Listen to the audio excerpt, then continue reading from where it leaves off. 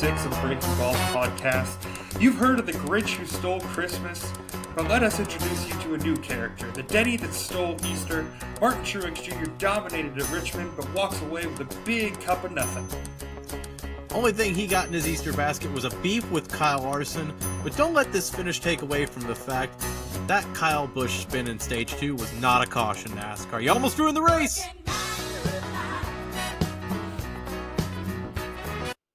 Flags in the air. Boogity, boogity, boogity. Let's go racing, boys. You know, Bob, every now and again, NASCAR gives us a race that almost makes me not trust what my eyes are seeing and communicating to my brain. And today was just one of those days. Happy Easter from the Breaking Balls podcast. NASCAR delivered. They certainly gave us something to watch on Easter. This whole Easter primetime special at Richmond wasn't quite the Bristol Dirt Race last year. I'll tell you that much on Easter Sunday. Ad whole different kind of Easter basket we woke up to tonight. Rain tires, beef, Denny Hamlin stealing a win from his teammate. I mean, I guess we'll probably start, with this finish here. Like you said, the Denny that stole Easter. The 11 team comes away with their second win on the year. Pretty improbable, I'd say, though, Ad.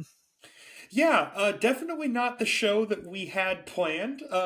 As Stage 3 was kind of winding down there, 20 laps to go. We're, just making our preparations for the show, getting ready to talk about how Martin Truex completely dominated. And then all of a sudden, the yellow flag comes out in Stage 3. Bob, go ahead. No, I felt like this race was over. You thought for a minute there that Denny Hamlin might be able to make some, momentum on Truex. It looked like he was catching him there on the broadcast with about 30 to go. I was a little bit behind. I was driving back for Easter today, so I'd say about 30 minutes behind you, Ad, or so. So I texted you with about 20 to go. I said, I don't think Denny can catch him. And no. You know what? I technically was right.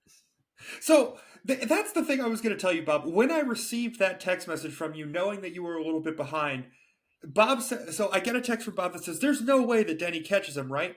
Right as Denny Hamlin is crossing the finish line after the caution, and just knowing that my friend and co-host had no idea what he was about to see, but I couldn't tell him that he was wrong. Bob, you weren't wrong about what you said. Denny didn't necessarily have time to catch him until, of course, Kyle Larson went spinning off of Bubba Wallace's front bumper.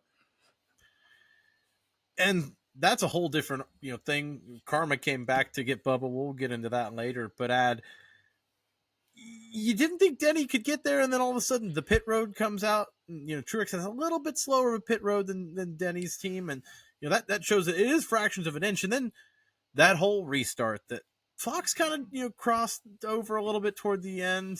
I don't know. I don't know. Anyone came away feeling good about that restart, right? No, but we'll get into it. I mean, we'll start with the fact that those guys on pit road work hard too, and you heard Denny in the post race give a ton of credit to his pit crew because he wasn't able to get those spots very easily on the track. We saw him struggle all through Stage 3 to kind of fight his way through. Was at some points running, I think, 0.5 of a second faster than Martin Truex, but just couldn't seem to get, like a lot of people at Richmond, stop me if you've heard this before, just got caught in some lap traffic. And ultimately, the yellow comes out, and it gives Denny that new lease on life, and his pit crew was 100% ready for it. You've heard of money stops. That was a Powerball, Mega Millions. Congratulations, you are in the money. That is the money stop of all money stops, especially this year. Yeah, and they've been quietly consistent all year for Denny Hamlin. That's been a lot of the years where that's been the Achilles heel for that 11 team is the pit road issues. Not this year. It seems like they've got whatever's working. It's been strong to start the season here, Ad. You got to feel for Truex, though, because he, with 1.5 laps left, he's literally going to turn 3 when this caution comes out. You could just see the deflation on James Small and the crew. You got to think maybe that's part of the reason that the performance with it. Maybe it was just bad luck, but like you said, Denny's crew was the one that was nails there with a 9-second stop. Yeah, I think obviously the pit crew gets him off of pit road first, and from there, I mean, you heard Martin Truex's comments after the race about how he He rolled early, started early, and then used me up into turn one. I mean, it sounds like a scorned lover at that point, but what say you, Bob? Is there any validity to that argument? I was shocked that NASCAR kind of quietly just, as Denny Hamlin's getting back in his car to take it to victory and goes, yeah, the restart's not under review. We're good. Let's go home. No, it's late on the East Coast over there in Richmond. They've already had the rain and all that, and they had to delay it a little bit there. So maybe they just didn't want to start with it. Maybe it's better to have a little controversy. But that team meeting in JGR is going to be very interesting tomorrow because, yeah, I think Truex does feel slighted. That restart there, Denny definitely creeped the corner a little bit right before you get to the actual restart zone and then took off right as the restart zone ends. And you even noticed it at the finish line. Denny Hamlin was a car length ahead of Truex there. So you don't see that a lot, especially at Richmond, that big of a jump. That being said, if it's not called, I guess it's not foul. And that's how you like to say it, right? Yeah, at the end of the day, if the official doesn't call it, then it's not a penalty. And, was I shocked to hear that NASCAR wasn't going to review this at all? 100%, because even on the two, maybe three replays that Fox did show us, it looked as if he was rolling a little bit early. You heard Harvick say it. You heard even Clint Boyer say it out loud. I mean, it was certainly something that could have been looked at. I mean, at the end of the day, I think you're right. I think it's Easter. Race went a little bit later. I just think at that point they had already. It had almost felt like that race had kind of an artificial touch to it with the late caution and everything. I just think at that point they just threw their hands up and said, whatever. We're not going to sit there and break down, minute seconds of and look at the data and everything like that. Which I kind of respect on one hand, but if you're Martin Truex, I certainly. I'd have a gripe. I definitely would have looked at it a little bit closer than they did. 100%. You saw the frustration at the end, not only with Kyle Larson, but toward his own teammate, Denny Hamlin, going after the bumper there. That was not a congratulations victory bump there at the end. That was not a nudge. He gave him the, hey, I noticed that. I'm a veteran too here, dude. I know what that move was. It just feels like, between the pit crew, the untimely caution, the restart, Truex just got the grunt of it all today for a dominant car who led most of this second half of the race all through stage 3 was the class of the field. To lose in a race like that, it just, we've had the last few weeks in NASCAR, we've said, the best car has won, and you can confidently say that. It's, it's nice to see. This week, Denny Hamlin walked away with one, stole one, and he's had a few in the last few years where he's had come so close and little things have happened that's kind of taken it away. So it evens out there. But, for Truex, man, like you said, that's got to be a bitter taste to swallow tonight when he gets in the RV. This is what makes NASCAR so compelling as far as a lot of the racing sports and the racing federations that are out there. You can very clearly have the best car and not win the race. And I think that's just, this is another in that long list of NASCAR drivers who definitely had the best car. But ultimately, just because you have the best car doesn't mean that there aren't cars that can still win the race. I mean, we do have to give credit to the 11 because they did have a ton of speed in that car. He was able to really navigate his way through traffic in a way that not a lot of guys in the field were able to today. And, ultimately put himself in position to kind of have that money stop and to really put him on the pole and, to have everything happen. But, as much as it feels like, yes, Denny did do what was necessary to win this race, it certainly felt like circumstances, one domino after another just led to Martin Truex somehow losing this race, which, I mean, he even won his first stage of the year in stage 2. Obviously still going to get a good deal of points out of this, but that taste in his mouth has to be awful after this. He was so close. And that's the frustrating thing. Like you said, first stage win. He came into this race as the points leader. It hasn't been, a dominating season, but it's been consistent. And this was the next hurdle, was to get that stage win cleared. Okay, now let's go for the race win. And then everything that went right in stage 3, all of a sudden at the very end, like we said, with a lap and a half to go, everything that could have gone wrong did for the 19, outside of maybe a pit road penalty that would have sent him all the way to the back of the field. Did this not feel like a vintage Martin Truex victory, though? I mean, it was one of those things. We were getting ready to come on here and talk about it. It felt like when Martin Truex wins, we talked about this last week, if he's going to win a race, it is dominant. And this absolutely fit that bill. It's just, your heart breaks for the poor guy. And, to have the interview after, to see the frustration. I mean, it's obviously coming. Like you said, they've been really consistent this year, but, oh, that's got to hurt. And like you said with the interview being frustrated, Martin Truex is a very level-headed guy. Usually doesn't show much emotion one way or the other. Is very cool, calm, and collected. Just kind of stoic guy in the garage. But no, he was hot on the track and off the track. Like you said, he dominated stage 3. Once he got out in front of Kyle Larson, it looked like that pit road thing where Larson kind of squeezed him there, and then Larson and him battled for a lap or two, then pulled away from the field basically until that caution comes out. But then, like we said with Larson, he was pretty strong to start this race. And ultimately, the two guys that led the majority of this race that don't come away with the win. And even better than that, in true NASCAR fashion, are the ones beefing here. Yeah, I mean, I was just going to say, we've already discussed, one half of the triple threat match of beef that happened in stage 3 here. We may as well talk about the other one because, Kyle Larson and Martin Truex, you mentioned the pit road incident. I thought that was compelling because, Kyle Larson gets accused of doing what he did to Martin Truex a lot. It's not often that you see it that blatant on camera.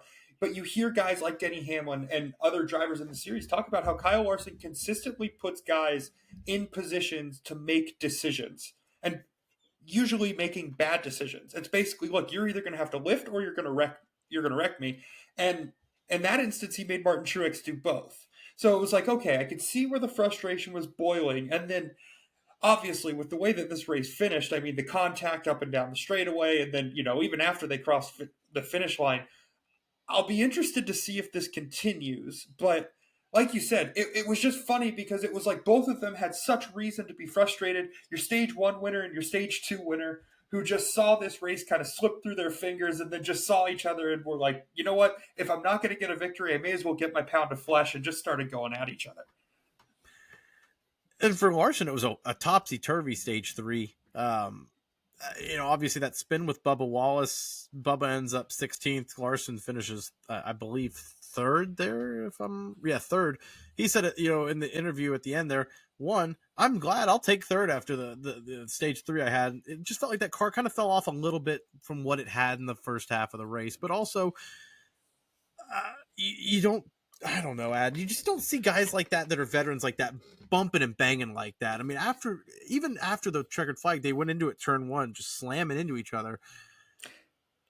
It's not often something you see. Not often something you see at the Cup level anymore. I think we saw a lot of this in NASCAR's golden age, and this is something that if you've been watching the sport for a while, you're definitely not a stranger to it.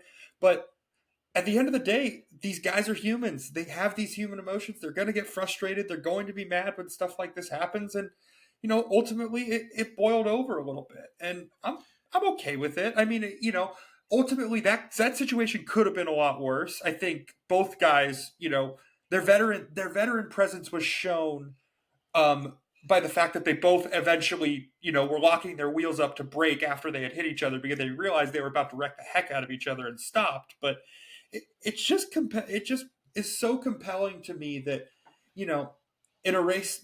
in this race that truly, I mean, in the grand scheme of things, it doesn't mean a whole lot, but these guys are just fighting for every single inch out there. And I think it just makes for a really compelling race.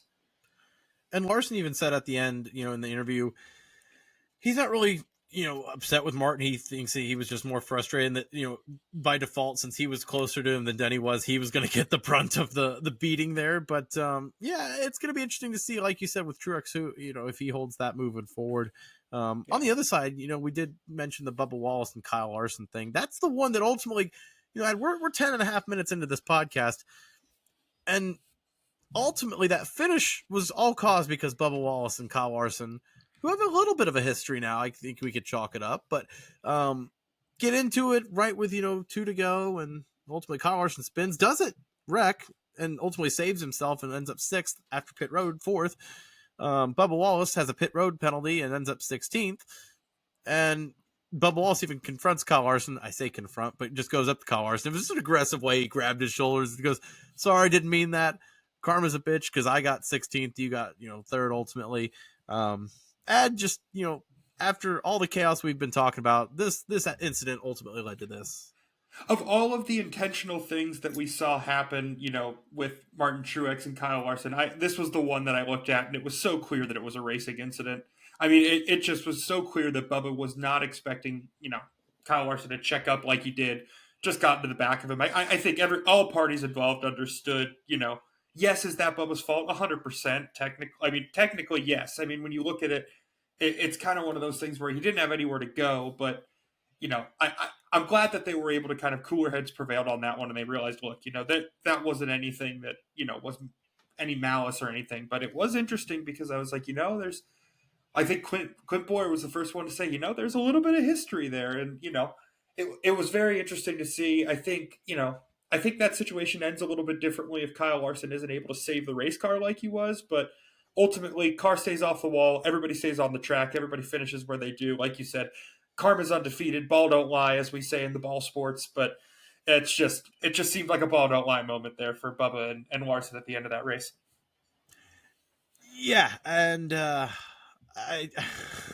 it's just funny because it's two guys that are very aggressive. We even call this, they have an incident, but these are guys that are just very aggressive on the track. Kyle Larson is notable for not giving an inch, and Bubba Wallace is known for being a guy that pushes the limit when it comes to on track and, gets the most out of his car, but sometimes pushes it too far. And, these guys get together not only because they're aggressive drivers and maybe it's, they're just magnetized, but, I think it just leads to when, one guy doesn't give and another guy doesn't give. Well, neither one's going to give. They're both going out of the wall. And luckily neither one wrecked out. Bubba Wallace was the loser today. And like I said, Karma's undefeated, but, we might as well just kind of backtrack through a little bit here in this podcast, Dad. We'll go to stage 2 because that was really, it looked like this race was going to be a typical Richmond race strategy, longevity in your tires, maybe breaking into a 2 pit stop second stage or a 3 pit stop if you want to split it. You saw Kyle Larson do that, and that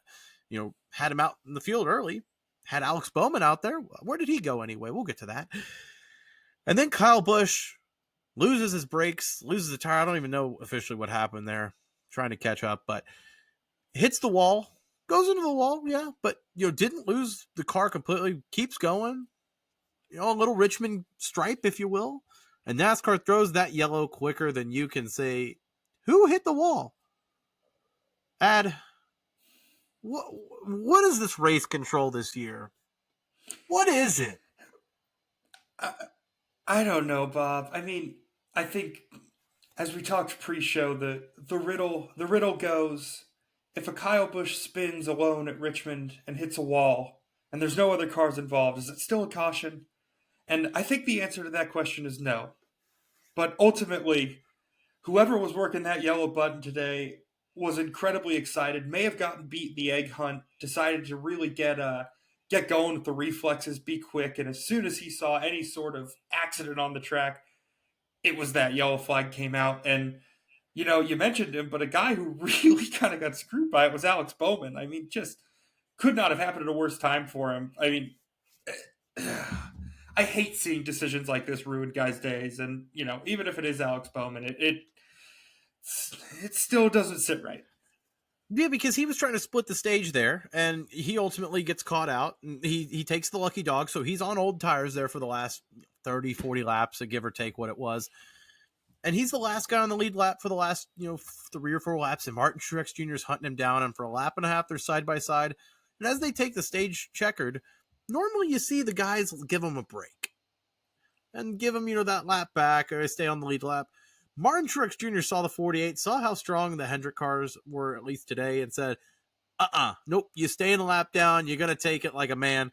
And, ultimately, we didn't see the 48 again today. Finished, I believe, where did he end up today? 17th, Ad. So, I mean, yeah, again, had a top 5 to 7 car, and it, ends up fringe top 20th. Just tough to see. What makes me laugh so hard is that Martin Truex gave the bumper to so many guys today that you almost forgot that he was ramming into Alex Bowman earlier in this race. I mean, the way that it finished, you almost forgot that he was on the victim list. But yeah, he did not want to give that spot up. I mean, was really racing him hard, was, trying to get around him and even showed his frustration a lot more than we were accustomed to. That's for sure. But yikes, man, it was something to watch. I guess Martin Truex Jr. woke up a little more angry on Easter than we thought today, Ad, right? I mean, that joke makes itself if you just kind of, I'll let you marinate on that one, and that joke makes itself. But we'll move on before we have to make it ourselves. Okay. I guess we need to go back into this Kyle Busch caution then, because we Yeah, got a little 100%. sidetracked We there. got sidetracked. Add for NASCAR, this is a race where, it's going to be strategy and it's going to be a long-term green flag run here. Most people expected that stage to go green for the entire stage. Myself included, to be quite honest there. And you have a guy hit the wall, keep it going.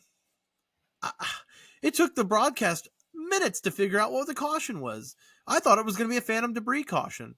And I guess my question is, if we're in the middle of the green flag pit cycles, if let's say half the field's pitted and the rest of the field's going to be trapped half a lap down, are they going to throw that caution? My guess is no, because they don't want to mess with the strategy of the race. But instead they waited till everyone pits. You have somebody hit the wall, and they're so eager to touch the yellow and bunch the field back up. Richmond isn't a race where, the field's going to be bunched up and there's going to be good racing. For the second half of stage 2, you saw single file, not a lot of movement at the top 15. I'm frustrated with NASCAR because it was going to be a decent, race for what it was. It was an old school style race at Richmond, which is, what we've got in the last few years, especially. But instead, you just had a boring carousel for the end of stage 2. And it ultimately almost was the story of the race until the calamity of a finish. Yeah, I think, like we said, we had talked about, we had basically a show sheet prepared, and then all of a sudden with the calamity that ended. But yeah, I couldn't agree with your analysis there more, Bob. It was just that to throw the caution there. I understand, wanting to err on the side of caution quite literally, but and being safe and driver safety has to be a priority. But you know, if guys who have, if the combined racing experience of Clint Boyer and Kevin Harvick struggle that hard to figure out what the caution was for, chances are what happened shouldn't have been a caution. And, ultimately Alex Bowman gets screwed and, whatever. But it just is one of these things that they're getting a little too subjective with this. They need to get back to some sort of objective criteria to decide, okay, this is when we are going to hit the button and throw the caution. This is when we're not. Ultimately, I think we all came into this race with the understanding that if you just solo hit the wall or, self spin, stuff like that, unless you are, sliding back into the track and stuff like that, they're going to throw the caution. It just didn't seem like this fit the criteria for what we have known to be a caution as of late. I made a big rant about it in Atlanta, and I'm going to come back to it now. Kyle Busch's wall hit today was a caution, but William Byron hitting the wall spinning out in Atlanta was not. Where they had to completely go around people on pit road, but they didn't want to mess with the green flag cycle in Atlanta. I just would love a little consistency on what is a caution. It feels like kind of the NFL's what is a catch, what is a caution in NASCAR. It feels like, we're so gung-ho to stack the field up. And like I said, at Richmond, it's just not the typical racing that you're going to get. It's not a typical short track where everyone's bunched up is a good thing. This is a race where it's strategy and, tire saving. You saw that in stage 2. People were coming and going. It was a cycle there. You saw guys stay out. Christopher Bell tried it in stage 3, but stage 2 was really the money place where if you were going to split the stages, that was the one. And NASCAR just, by a decision, almost flipped the race and made it just that boring carousel. It's just, it shows that, that decision is very powerful, when to throw that yellow and when not. 100%. And none of these decisions happen in a vacuum. I mean, ultimately, yes, okay, you're trying to keep a driver safe, but I think it's just as one of these things that we've seen the caution flag kind of used to enhance entertainment value, even if NASCAR doesn't want to admit it. I think that sometimes the caution flag gets pulled out unnecessarily. And like I said, I just think the problem right now is that, of course, every referee has a different style and stuff like that, but it just doesn't seem to make sense that a race official should have that much leeway in deciding what is or isn't a caution, to the fact to where people who watch the sport week to week can look back. I mean, earlier in this season, like you said at Atlanta, same thing happened. Guys are moving at a higher speed and the caution still doesn't come out. It's got to make sense. It's got to be natural. It's got to be intuitive. And right now, it's just none of those things, which makes this really frustrating. Yeah, and Alex Bowman was the only guy, but that was the most notable one, especially with the way that stage 2 ended there. Just to kind of get back into the flow of the race here, we'll go with kind of the results here. Another banner day for Toyota. It felt like they were, again, a strong showing. You had Hamlin and Truex again, obviously the guys there, Denny in first, Martin Truex in fourth. Christopher Bell, tried a different kind of strategy plan there in stage 3, ended up in sixth there as well. And then Tyler Reddick snuck in a top 10 there as well. So, I mean, 1, 2, 3, 4 of the top 10 there is Toyota. It just feels like they're kind of hitting on all cylinders, right? I mean, they did sponsor the race, so I'd kind of hope they did well today, but this season has been a good start. Yeah, no, definitely. I mean, it just kind of keeps the ball moving, especially for JGR. I mean, really good results across the board for them. Ty Gibbs takes a little bit of a dip today, but everybody else, I'm pretty sure, is in the top, I think 15 there. Yeah. And Ty Gibbs only was on a speeding penalty in stage 2 where they got single filed in afterwards after the Kyle Busch spin. Again, it comes back to the Kyle Busch spin. But yeah, Ty Gibbs had a speeding penalty after that caution. Yep, no, 100%. I think, Toyota's had a really good day. I think the one guy who, looking at this leaderboard, it feels like he got a monkey off of his back. Feels like they're finally pointing themselves in the right direction. And that's Joey Logano in the 22 Ford for Penske. I mean, what a result. I mean, just to be able to hold on and to finally have some positivity for that team this season. Hopefully this snowballs for them, Bob. Definitely, because you even heard Joey Logano vocal about it this week in the media saying, Ford hasn't had a great start in NASCAR this year. It's not what we expected with this new dark horse Mustang, but you saw him a very strong contender in Daytona, and then ever since then is just quietly not shown the results we've expected from that 22 team. Penske just hasn't brought the car for him this year, and obviously he's kind of limped into some decent results here and there, but this was finally a race where it kind of felt like he put it together, had consistent speed here, especially in stage 3, was only a couple seconds back behind Truex, and had Denny Hamlin blocked on the back. He was holding him off there. He had enough speed to hold off that 11 car in green flag runs. It was nice to see that 22 car finally getting, like you said, a monkey off of their back. Will they be able to keep it up? I don't know, man. It's tough to say. You saw Ford at least take a little bit of a step today, though, because you had Logano up there, and then Keselowski and Buescher, getting your Siamese teammates at 8th and 9th. They were always in the top 10, it felt like today, and even Stewart-Haas had some guys running well today. Josh Berry was very fast to start the race. You had Gragson flirting with a top 10 finish. It felt like Ford at least had a little bit of a step forward today. 100%. I was just going to say, you stole my transition because the Siamese teammates also had a great day, finishing 8th and 9th.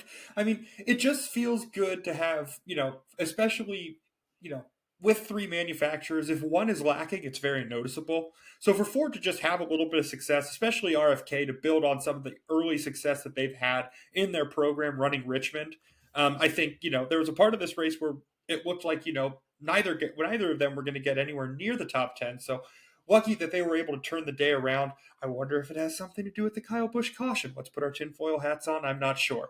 But it's one of those things. Josh Berry was the other guy who really surprised me today. I mean, if Martin Truex didn't put the bumper to everybody, it would have been, fun to spend a little more time talking about him trying to spin out Daniel Suarez and what a save that was. But ultimately, just good to see Ford having some sort of success today.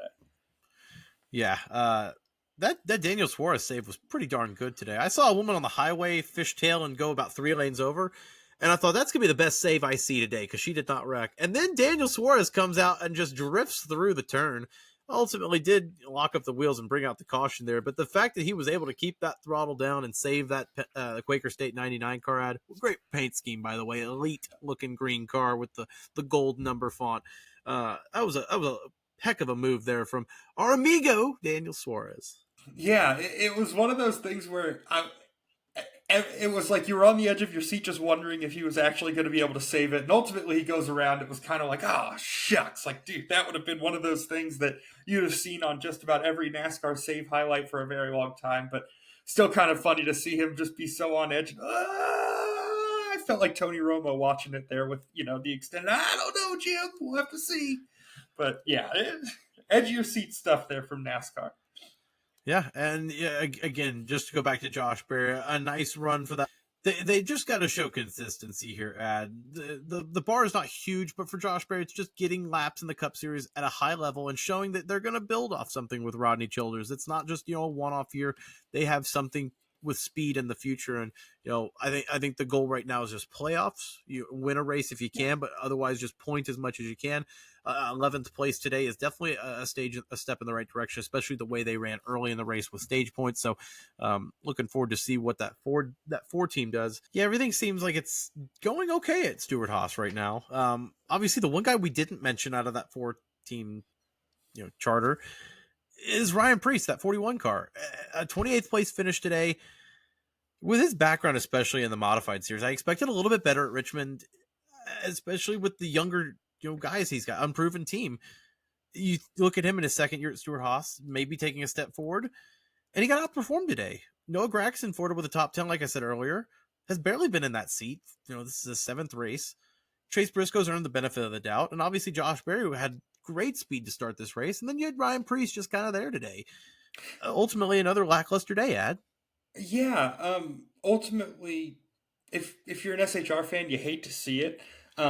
It just feels like you said, everybody else seems to be taking steps forward. Ryan Preece just seems to kind of be the he's just the outlier, and ultimately it's one of those things that been in the seat for a couple years, so it'll be interesting to see how much leeway he gets. I know Tony Stewart, really thinks highly of Ryan Preece's ability as a race car driver, so it'll be interesting to see how long of a leash he gets in this situation. But I mean, the performance and I think the finish today just points out, a trend that has been pretty noticeable, but maybe you didn't have a ton of data to back it up. But yeah, Ryan Preece just seems to be a little bit of the weak link at SHR. It'll be interesting to see if he can turn things around.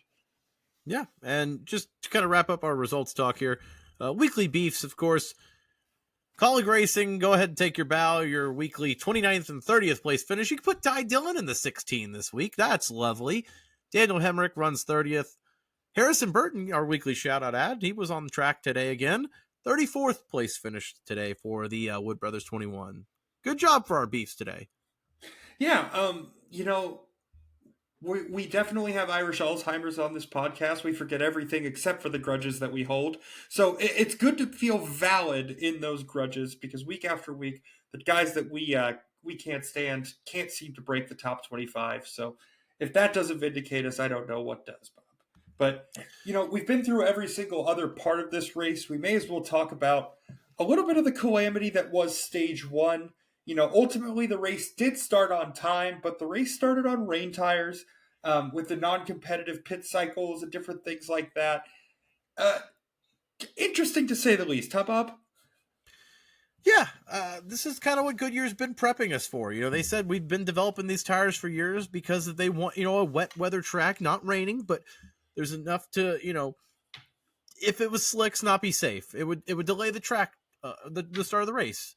And this is what they've been waiting for, a moment like this. They didn't have the wipers on the car, so if there was a lot of spray, it wouldn't have been safe. But ultimately, you saw these guys go out there and handle these wet weather tires for the first time in a points race for the Cup Series. You saw it at North Wilkesboro last year in that qualifying heat races, but wasn't quite the same as this. And you didn't see a total change there, honestly. You saw guys kind of moving around to start the race, just looking for grip.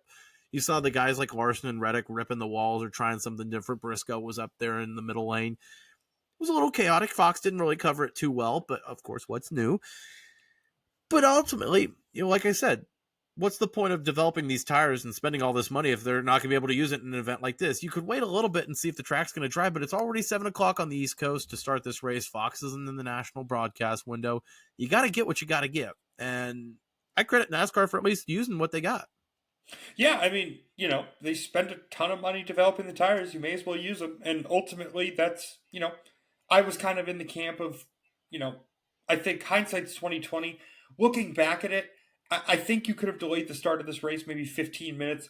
Let the dryers go to work on the track, and maybe the rain tires weren't going to be necessary, but use it or lose it. I mean, at the end of the day, you developed this tire.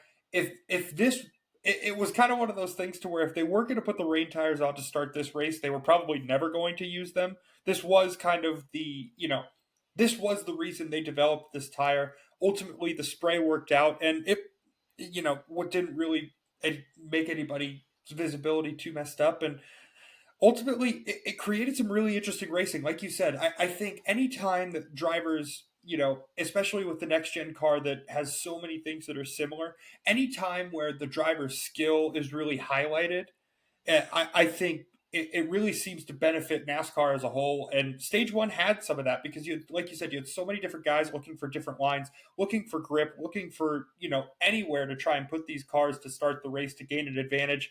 And, even with the little bit of hesitancy from some of the drivers, I thought stage one was pretty entertaining, all things considered. Yeah, absolutely. This is the tire we've been talking about. We're gonna race on ovals in rain, and it's it's a little bit of an asterisk. It's missed, but it's comfortable mist there. Everyone was kind of hyping up on the broadcast in pre-race. What's this gonna look like? Oh, is this gonna be chaotic? And you saw why these guys are professionals. They kept it together, hit turn one with ease. Obviously, Richmond, it's gonna be a little easier to spread out there, but yeah, they made it work there, Ad. So it was an interesting kind of wrinkle to a race that didn't have a ton of them until the end. It was kind of the beginning, then the middle, very flat, and then the end, real picked up again. It was just a typical Richmond race to me. Yeah, it's what we have come to expect of Richmond in the past few years. I mean, obviously the finish was what it was, but ultimately, strategy mattered. Not a ton of tire fall off, anything like that. I think the only reason we're talking about tires is the fact that we finally got to use the rain tires. But yeah, I mean, overall, Bob, I think moving on to just thinking about the series as a whole. I asked you this question in the pre-show. Is it problematic that Martin Truex Jr. hasn't won a stage at any point of this year until today at Richmond, and was still leading the playoff standings coming into this race? Is that problematic, or am I overthinking this? I think it's a debate you could have, but I think it just shows that the consistency of Truex has been kind of under the radar more than anything. He's been able to string together just enough finishes to stay at the top. And you've seen Ty Gibbs coming into this week was second there. Obviously, he was a little bit louder in the finishes. We've talked about his results the last few weeks. But yeah, I think more than anything, it just shows that Martin Truex has been consistent in his results. Maybe not flashy, but that's how he won the regular season last year as well. Well, and that was what I was kind of going to say is, we talked about consistency in NASCAR this year, and the first name that's really come to mind, and you mentioned it, was Ty Gibbs, because obviously he's gotten a ton of attention for being as consistent as he is early in the season, and he's not even the most consistent member of his own team ultimately, which I think is kind of funny that we kind of, the expectations we have for a guy like Martin Truex Jr. versus Ty Gibbs, but interesting. And especially considering that Joe Gibbs has won 3 races already to start the year out of the 7. And 0 of them go to Ty Gibbs or Martin Truex Jr. Yeah, and that's the crazy thing is, Denny's got 2. Somehow, Denny has 2, which, I mean, if you would have told me that after William Byron, Denny Hamlin was going to be the first guy to get multiple wins this year, I mean, it wouldn't have shocked me, but ultimately, given the results of the past few weeks and stuff like that, this kind of came out of nowhere. I mean, ultimately, it's a right place, right time situation, but is this going to, is this something the 11 team can kind of take and build on, especially with that big money stop late in the race? Yeah, I think that, we've talked about it already this year. We said it at COTA last week. He's already locked himself in the playoffs, so it's not about dominating this year. It's about accumulating enough playoff points to make a run. And you saw it at COTA last week. He got that stage 2 win. There's a playoff point. Today, that's another, I think, 15 playoff. Is it 5 playoff points for a win? 15? I don't know.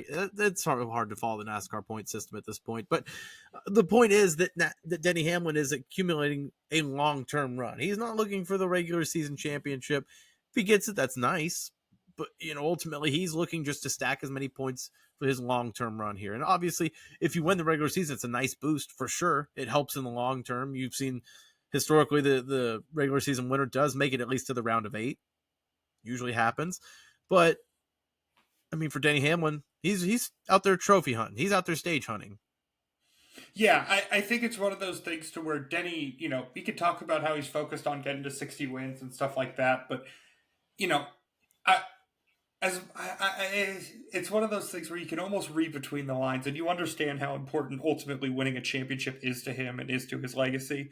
And, it's a marathon, not a sprint, but, to be sitting at this part of the year with 2 wins, it's got to give them a ton of confidence moving forward, especially because, we know Denny's talented. I think that much has been made abundantly clear watching his career. I think what's ultimately always kind of bit him in the championship hunt is a lot of the things that he can't control. And it seems like, at least early in the season, a lot of those circumstances aren't present this year. So, it just seems as if they're slowly building something with that 11 car.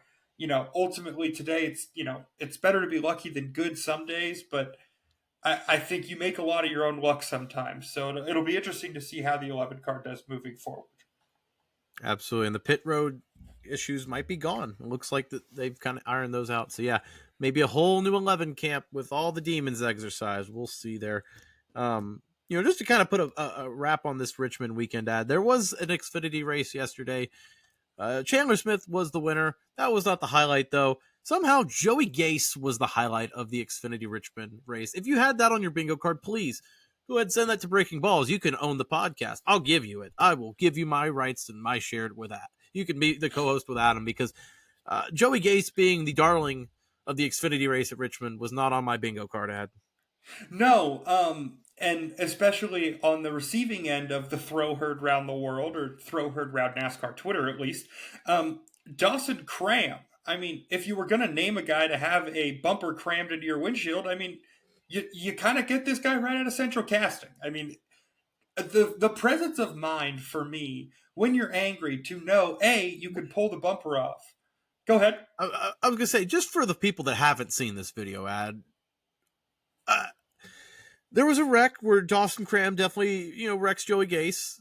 So it's his fault, and Joey Gase is unhappy about it. And, as the caution laps are running around here, if you haven't seen this video, you got to watch it. It's worth it. Search it. It's on social media everywhere.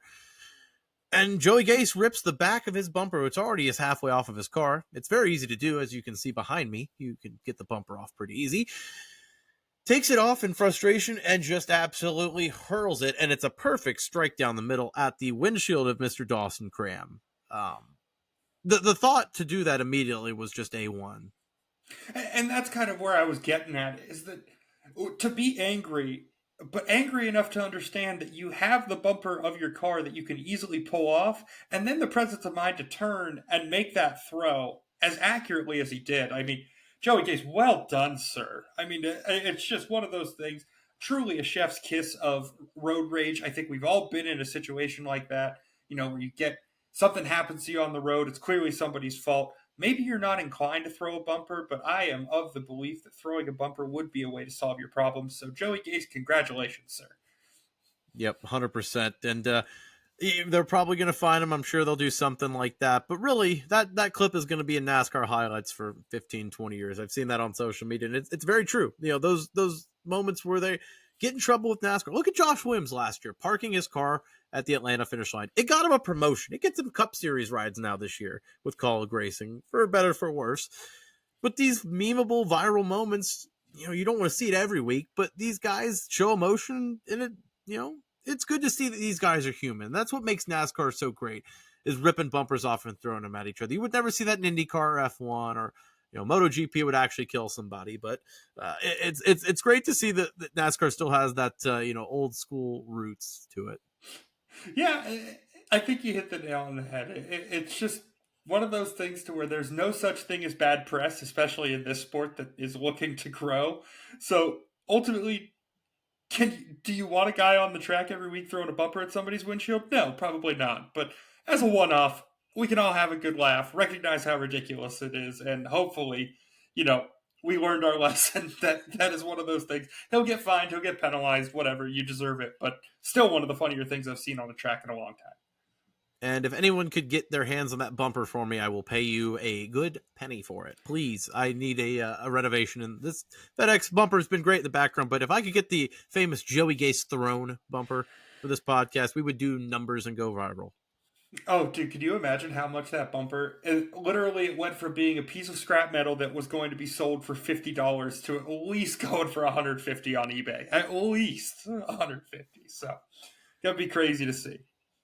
Yep. Well, that's the on track news for the week. A couple of things did happen off the track. And we'll start with your home area. The NASCAR community did kind of get a bombshell to start the week. That God bless Fontana, God bless the Clash, but it seems like LA doesn't really have a race next year. That Southern California market is untapped. In comes the Long Beach Grand Prix, which is basically one of the most famous races in America. It's long-standing. It's huge out in California. You'll be able to attest to that, I'm sure. But NASCAR comes in with a rumor they may be trying to buy 50% of the stake, which that would mean they're probably going to be pushing out the 50% of the stake that IndyCar owns. It's not big enough for two dogs in one town, they say, and IMSA already runs the other half of that, which NASCAR owns. So NASCAR's not going to be pushing out their own entity for IndyCar. It's not a peace treaty. No, it's a war. So, Ad, what makes of you? Do you want to see NASCAR move to the Long Beach Grand Prix, or do you want to see history remain intact? As the football coach, who I'm forgetting his name at the moment, but to coach a very successful Division III football program, said, "This news to me was kind of like watching your mother-in-law drive off a cliff in a Cadillac. I have very mixed feelings." Because, Bob, on one hand, NASCAR being without a race in Southern California, and especially the fact that the 2 Mile Oval at Fontana is gone, keeps me awake at night. I will devote 1 minute of my insomnia every night to the fact that NASCAR has no presence in Southern California. The interesting rumor that I heard, but obviously wasn't really substantiated, you kind of saw it a little bit, was Dodger Stadium was going to be where they had their sights set. And they were going to build a track within there. And I thought, that'll be pretty interesting. Parking lot definitely is big enough. You could build a track, obviously. You've proved that to yourself by going to the Coliseum and building that track for the Clash. As much as I want this, Long Beach just doesn't make a ton of sense for NASCAR. I mean, the idea of these next gen cars driving down the streets of Long Beach and somehow trying to navigate the fountain. It's just one of these things to where I understand that these cars are definitely more nimble and definitely built for road racing, and and kind of they were built with the idea of being a little bit more nimble, but ultimately it just feels like unless they do something to really configure the track, if they were to reconfigure the track and working with the city, I just don't know how this is wide enough or how a race here would really look. But ultimately, I am thankful that NASCAR has the presence of mind to understand that they need to keep their presence in Southern California, especially for my sake. But I like the idea. I would love to see what the actual execution is. Because, like you said, this is one of the more notable races in North American motorsports, period. So, if NASCAR could get a seat at the table and, ultimately turn that weekend into their own, would be devastating for IndyCar. But, I mean, if NASCAR can figure it out, I'm all for it. Yeah, it's very mixed feelings because on one, you want to see NASCAR flourish and you want them to stay in Southern California, especially getting their name on the rights of the Long Beach Grand Prix. That's huge for branding and marketing in NASCAR moving forward. It shows that, hey, they're a big dog in Southern California. They've got the big race now down there. That's a huge market for them. But at the end of the day, it cripples IndyCar. Maybe not fully, but that's the second biggest race on the calendar. And I mean, it's just, it would do a lot of damage long term for motorsports in North America, I think. And I hate saying that because it would be a huge gain for NASCAR, but I just feel like taking away IndyCar, one of their crown jewels. I mean, can you imagine if IndyCar came in and took the Coke 600 or, the Southern 500? Can you imagine that? That's basically what we're looking at here. And I love it for NASCAR, but as a motorsports fan as a whole, I don't like it. No, I think that's the part of me that, I grew up going to the Long Beach Grand Prix with my grandpa. I love the Long Beach Grand Prix. I love the weekend. I love everything. The way the city transforms. It is really one of those events, especially as a motorsports fan. If you haven't been to, you should make time to go. It's just one of the more unique settings that they can put a racetrack on. But like you said, Bob, it kind of feels like, at least lately, racing in North America has taken the "a rising tide lifts all ships" kind of approach. And, we've seen start times get adjusted, so maybe they're not overlapping as badly. And like kind of the race weekend in America and stuff like that. It seems like this is almost like if there was a shadow war between IndyCar and NASCAR, this feels like one of the first shots that would ever get fired that was blatantly just trying to sink IndyCar. Because, like you said, this is that important of a race to them, to where I almost hope. Just go to Irwindale, okay? Just make my life easy. Stay in Southern California. You've got a beautiful short track at Irwindale. Let's fix the short track package. Let's send them all to Irwindale and see what happens. But because as much as I would love to see this, I just don't know if my heart can take it, and I don't know if IndyCar's heart can take it. And another, underlying dynamic there is that Roger Penske owns IndyCar and is trying to block the sale. Well, Roger Penske owns one of the flagship teams in NASCAR as well, so a little bit of a conflict there internally, how that's going to be handled. I'm sure Penske's going to do anything he can to keep that in IndyCar's possession, because obviously they need it a little bit more than NASCAR, but that's going to be also a very interesting kind of undercard in that whole battle there, how this goes moving forward, because this is not something that came out of the blue because it was a nothing burger. I'm sure there is a lot of smoke to this fire, and NASCAR is looking to take a huge step in securing their spot in the Southern California region there. But another long-term rumor as of now that has kind of been going through NASCAR this week, that a couple of charters might be up for grabs. They haven't said exactly who, but there's quote 2 to 3 maybe out there that are looking one way or the other. I guess there's a couple of people that are obvious sellers and maybe some buyers, but why would 2311 buy call? I mean, why would somebody buy someone's charter? I think it all depends on who is actually going to buy the charter. So let's start. You mentioned it, so let's start with 2311.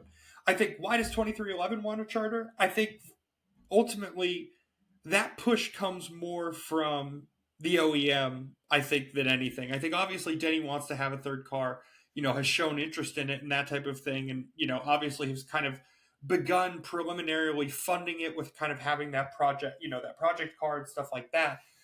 But ultimately, you see Toyota slowly but surely kind of, with them becoming the OEM for Legacy Motor Club and stuff like that.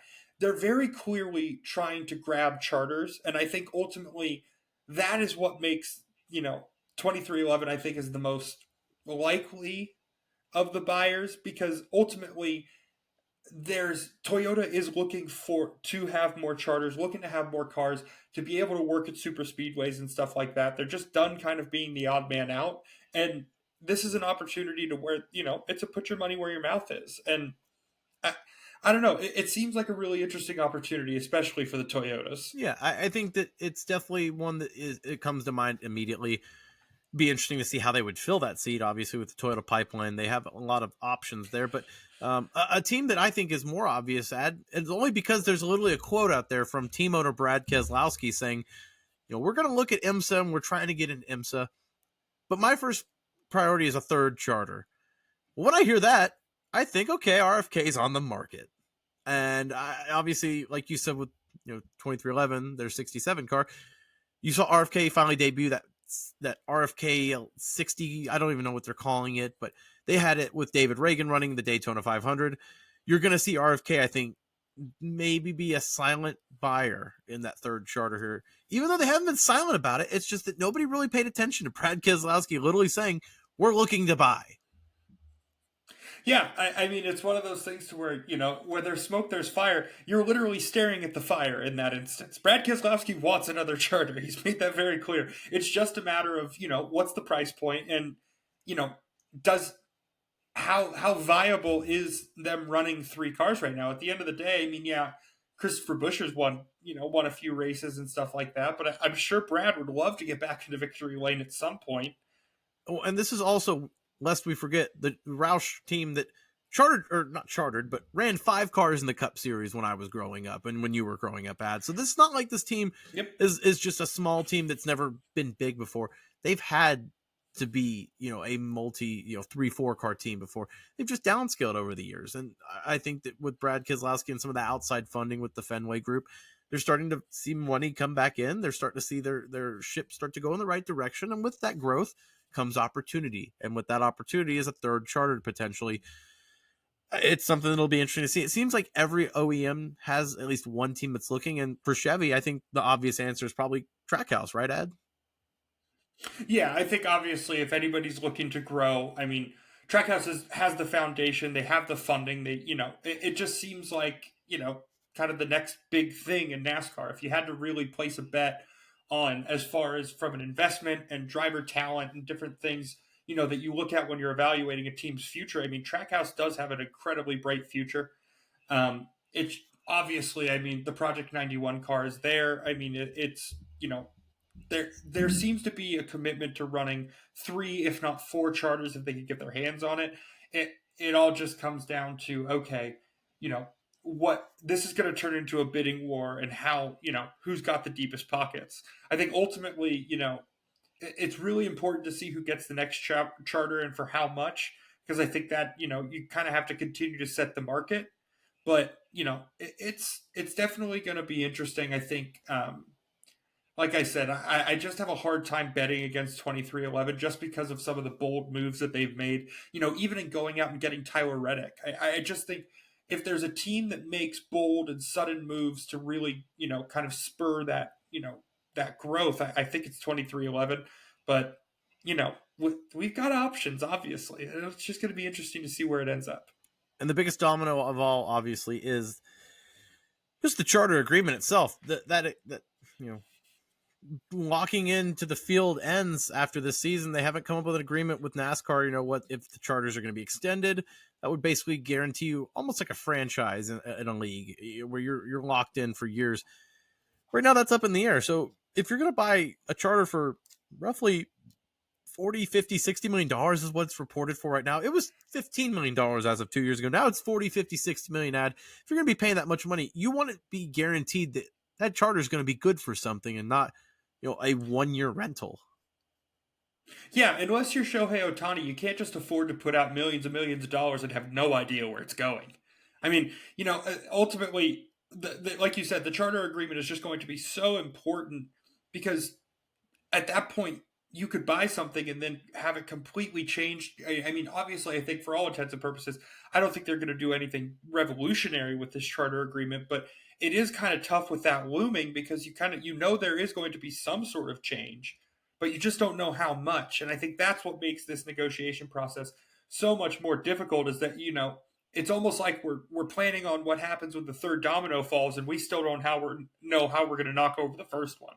So, ultimately, there's a lot of things to figure out before we get to this point, but it's good to see that these conversations, in spite of all of the uncertainty with the charter agreement, are still going, ongoing, because I think it says a lot for the overall health of the sport. Absolutely. I can't wait to see colleagues sell their charters. It'll be very nice. I'm sorry. We don't know who's going to be selling them. I'm just speculating here.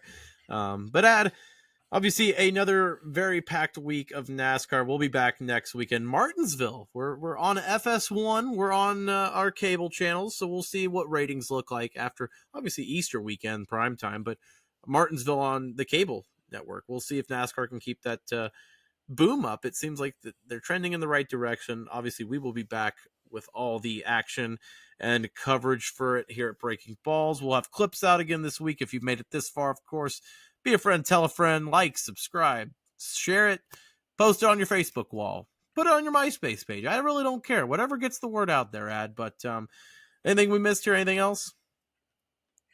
No, I think we covered everything. Ultimately, an interesting race, largely because of the ending, but I think there was a little bit of something for everybody. There was tire talk. There were people spinning off of bumpers, and ultimately there was, the money stop at the end, and Denny Hamlin gets a win, steals the win from the jaws of defeat. 100%. The 11 team, always popular with the crowd. Throw your 11s up if you're a Hamlin fan or hater. Really, either way, it's going to work out for you there. But Ad, we'll be back next week for Martinsville recap. Any picks for Martinsville real quick before we head out? Ooh. I'm just going to say it. I think the William Byron domination tour continues. I think, I just think he was too quiet this week. It just feels like a week where William Byron, for some odd reason, bounces back into victory lane. There you go. Historically, I like Ford at this track, although really it's more of a fall dominance than a spring. I'm going to go for it, though. Chris Buescher wins at Martinsville. We'll see what that looks like here at Breaking Balls. If I look like a buffoon, usually I do. But either way, one way or another, somebody's going to be an ass. Yep, and one way or another, if Christopher Buescher finishes second, there's a strong chance that his Siamese teammate is going to be finishing second. So, one way or another, Bob, you may have to bet the top two for the race at Martinsville if you're that confident. If you think one's going to win, you might as well bet RFK 1-2 as always here at Breaking Balls. Follow our advice. We are always here for that Siamese teammate joke. Add episode 76. That's a wrap in the books. You get the last word here. Happy Easter, everyone. Danny!